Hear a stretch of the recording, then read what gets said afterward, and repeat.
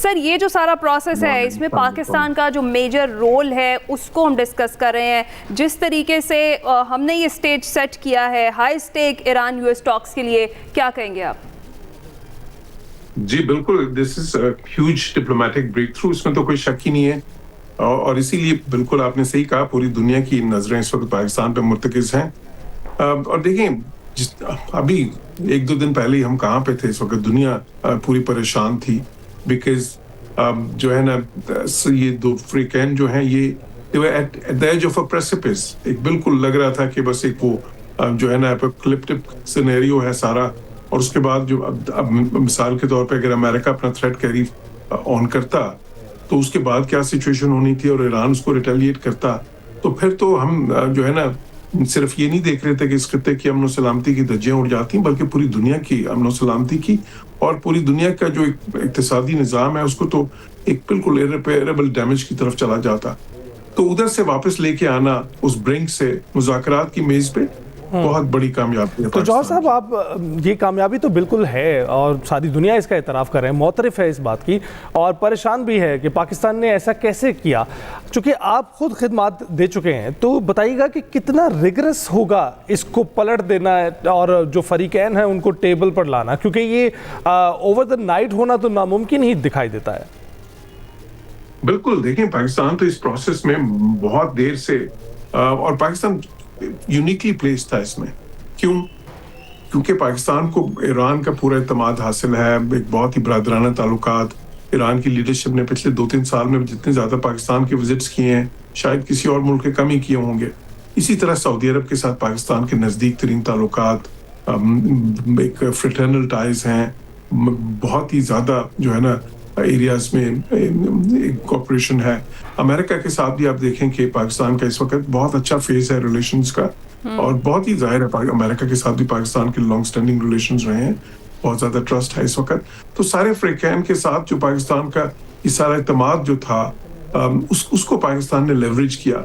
और जो है ना पाकिस्तान तो बहुत अरसे से इसमें इन्वॉल्व था, लेकिन मुश्किल ये थी कि उनके जो पॉइंट ऑफ व्यू है, उनके पर्सपेक्टिव्स इतने मुख्तलिफ थे एक दूसरे से कि बहुत ही मुश्किल हो रहा था। आप देखें कि कुछ अर्सा पहले भी ये मुज़ाकरात की मेज़ इस्लामाबाद में सजने वाली थी, लेकिन उस वक्त फिर बीच में जो है ना मामलात आ गए जिसकी वजह से वो ना हो सका।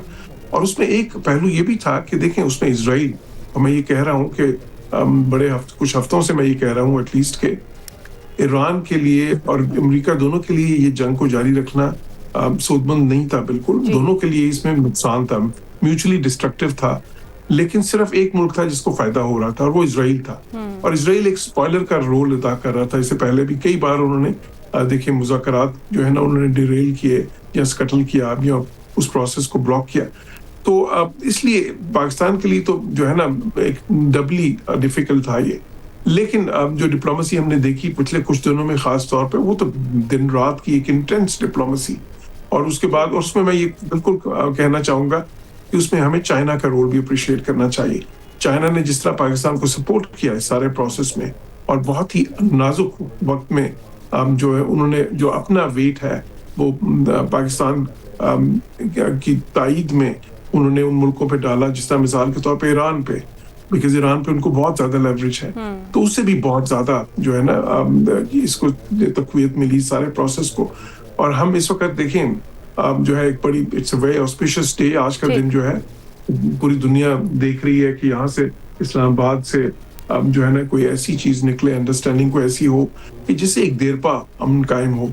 लेकिन वो आसान नहीं होगा बिल्कुल। यही चीज़ जौहर साहब मैं इसी तरफ ही आ रही थी कि डेफिनेटली ये आसान नहीं होगा, बट स्टिल ये जो कोशिशें हैं, वैसे आज तक ऐसा नहीं हुआ कि अमेरिका किसी जंग में कूदा हो और उसको किसी ने रोका हो या रोकने की कोशिश भी की हो और वो रुक भी गया हो। ये डेफिनेटली पाकिस्तान की ही अस्करी और सियासी डिप्लोमेसी है जो इस चीज़ को डेड एंड से वापस टेबल पर लेकर आए। आपको लगता है कि जो स्पॉयलर्स हैं जिनका भी आपने जिक्र किया, इसराइल है और हमारा पड़ोसी मुल्क है जहाँ पर बिल्कुल भी ये अमन की जो कोशिशें इन्हें पसंद नहीं किया जा रहा, और इस तरह की कोई ना कोई मजीद कोशिश इनकी तरफ से की जा सकती है, लेकिन स्टिल जिस तरह से लेबनान वाले मामले पर सदर ट्रंप ने उनको रोका है कि शिद्दत में कमी कर दी जाए, तो उसके बाद ये लगता है कि ये स्पॉयलर्स भी कोई रोल अब अपना प्ले नहीं कर पाएंगे और डेफिनेटली पीस होगा। जी बिल्कुल, इसके 2-3 पहलू हैं। एक तो ये है कि देखें जब फरीकैन को आप लाते हैं अब इसके सब मुज़ाकरात की मेज़ पे, और एक फ्रेमवर्क तय होता है, जिस तरह ये इस वक्त तय हुआ एक 10 पॉइंट्स का। ये फ्रेमवर्क जो है ना, ये बेसिकली ये समझ लें आपकी ये बेसिस फॉर डिस्कशन है। ये कोई अभी आपस में एग्री तो नहीं किया इन पॉइंट्स के ऊपर, ये है कि बेसिस फॉर डिस्कशन है कि हाँ इन पॉइंट्स पे बात होगी और इसी के अंदर रहते हुए बात होगी। तो जो कि बहुत अहम है, it's a blueprint for the dialogue, जो इसी एक रोड मैप है जिससे आगे बढ़ेंगे। लेकिन उसमें भी देखिए इंटरप्रिटेशन की मुख्तलिफ हो सकती है। मिसाल के तौर पे ईरानियंस और पाकिस्तान भी ये कह रहा है कि ये लेबनान का सीज फायर इसमें शामिल है, लेकिन इजरायलीज का और इवन अमेरिकन का ख्याल है कि शायद वो इसमें शामिल नहीं है।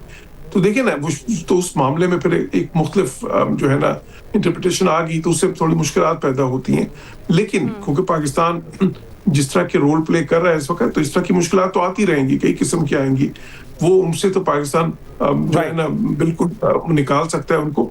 दूसरी तरफ बात आ गई देखिए इजराइल की, तो मैंने ऑलरेडी जिक्र कर दिया, इजराइल दोबारा से भी कोशिश करेगा क्योंकि उनको तो सूट करता था कि जी जौहर साहब, वक्त की किल्लत है, बातें बहुत ज़्यादा हैं, उम्मीद करते हैं कि जो भी नतीजा आए इसका अच्छा ही आए। बहुत बहुत शुक्रिया गुफ्तगू करने के लिए। इसी के साथ हमें दीजिए इजाज़त, ख्याल रखिएगा, फीडबैक ज़रूर दीजिएगा। पाकिस्तान हमेशा जिंदाबाद।